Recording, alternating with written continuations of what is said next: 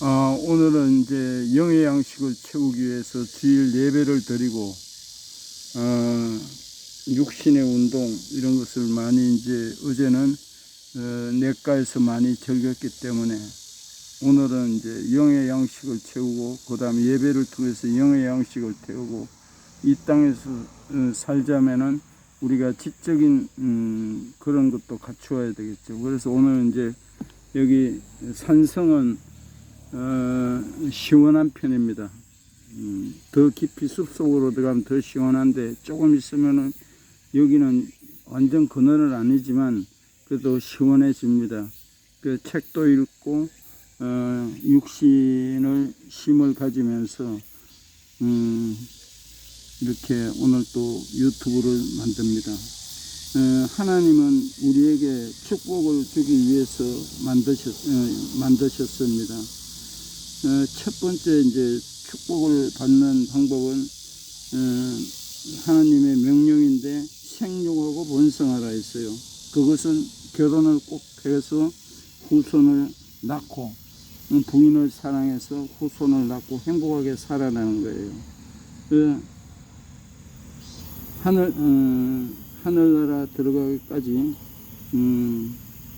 우리는 하나님을 믿는 믿음이 있는 자는 복이 보장되어 있습니다. 복은 여러 가지입니다. 그건 뭐 꼭 돈이 복이 아니라, 내가 진짜 이 땅에 사는 동안에 돈이 없어도 병이 와도 감사하고 행복할 수 있는 마음을 주신다는 거죠. 구약 때는 무조건 이제 보이는 그 축복이 있었습니다.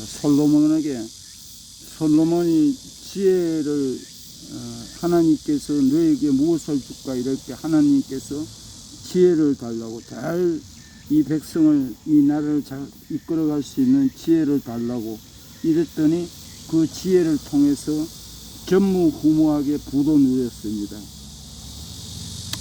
그러나 솔로몬이 잘못한 것도 있습니다. 첩이 1000명이 됐으니까 그 이방 여자들도 들어올 때 전부 다 잡신이 막 다 들어오고 이래가지고 결국은 솔로몬이 그 후반기에는 참 이렇게 좀 많이 타락했죠. 그래서 솔로몬이 끝나고 그 아들 후세들이 왕이 될 때 북왕국 남왕국 이렇게 쪼개졌어요. 구약에서는 보이는 그 물질적인 이 축복을 확실히 줬지만, 신약 때는 진짜 마음이 가난한 자가 복이 있다 하였습니다. 을을 위해서 핍박을 받는 자가 복이 있다 했습니다. 신약 때는 그리고 원수를 축복되게 비는 자가 복이 있다 했습니다. 핍박을 받는 자가 복이 있다 했습니다. 제자들이 요한 빼놓고는 다 비참하게 예수님을 섬기다가 십자가에 다 형틀에 비참하게 죽었습니다. 그러나 그들은 복음을 전하다가 천국을 갔습니다. 아무리 이 땅에서 부를 누리다가 예수님을 만나지 못하고 지옥 간다면은 그건 최고 불행한 것입니다. 그래서 주어진 환경에서 감사하고 기뻐하고 예배하고 찬양하고 기도하는 것이 복이 있는 것입니다. 복은 신령한 복은 구원의 범주 안에 들었다는 거예요. 우리가 하늘나라 생명책에 기록되었다는 거예요. 두 번째, 자족하는 복, 항상 감사하고 어떤 환경에서도 감사할 수 있는 마음, 그걸 가진 자입니다. 이웃을 내 몸같이 사랑하고 기도하고 삶의 일에 최선을 다하는 것이죠. 그것이 복이 있는 자입니다. 이제 앞으로 100세 시대인데 나는 100세 시대를 물질적이든 정신적이든 영혼이 준비하고 있습니다. 그래서 일을 하고 있습니다.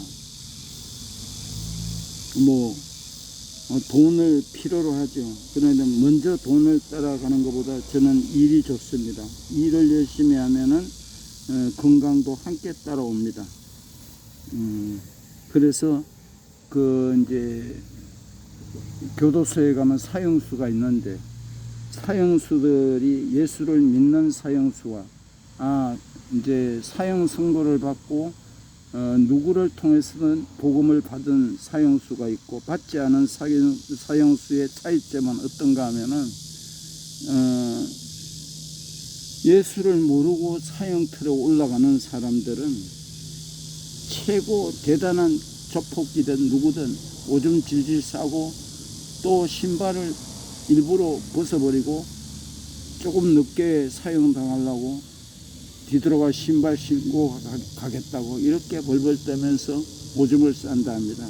그러나 예수를 만난 성도들은 내 영혼이 천국을 갈 수 있다는 확신이 있기 때문에 당당하게 간다는 거예요. 어떤 죄수는 찬송을 부르면서 간다는 거예요. 그래서 예수님을 인격적으로 만난 사람하고 안 만난 사람하고 죽음 직전의 차이입니다.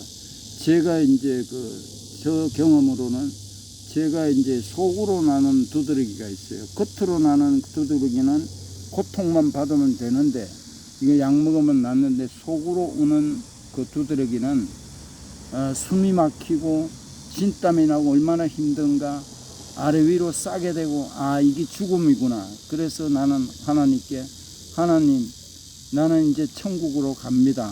이렇게 기도한 적이 있습니다. 그러나 하나님이 거두어 가시지 않고 그 후로는 제가 며칠 사이로 알레르기 약을 가끔 하나씩 먹으니까 이제 그런 정세는 없습니다.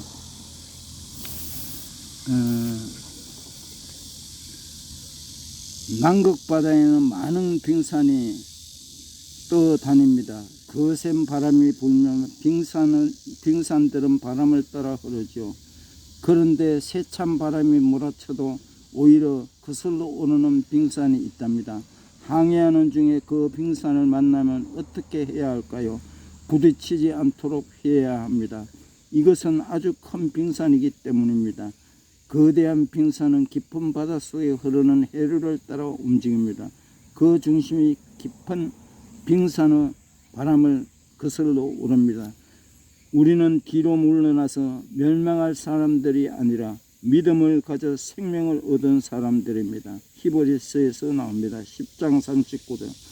초대교회의 그리스도인들은 고난의 싸움을 견디내야 했습니다. 심한 모욕과 환난을 당하고 사람들이 구경거리가 되고 가진 것을 다 빼앗겼지요. 환난과 핍박과 바람이 거세게 불어왔습니다. 그렇지만 그리스도인들은 순교하면서도 뒤로 물러서지 않았습니다. 어떻게 환난을 이길 수 있었을까요? 그 믿음의 중심을 깊고 깊은 곳에 두었기 때문입니다. 신실하신 하나님의 약속을 믿는 사람은 고난도 뒤로 물러나지 않습니다.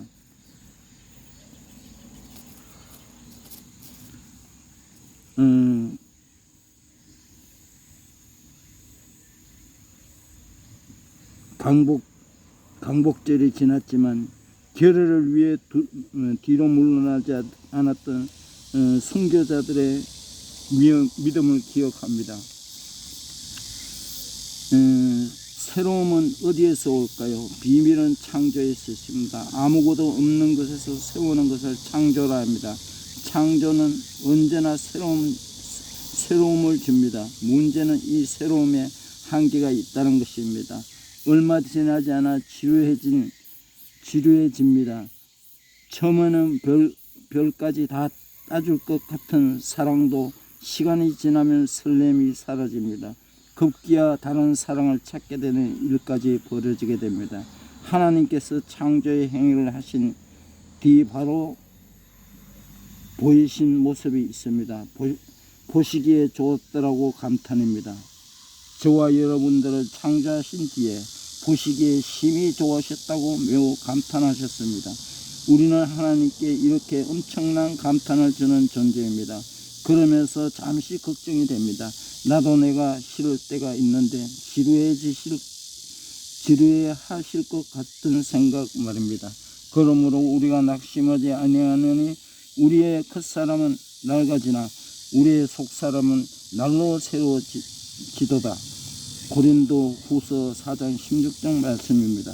걱정하지 않아도 될 것 같습니다. 왜냐하면 새로움을 주는 창조가 날마다 일어나기 때문입니다.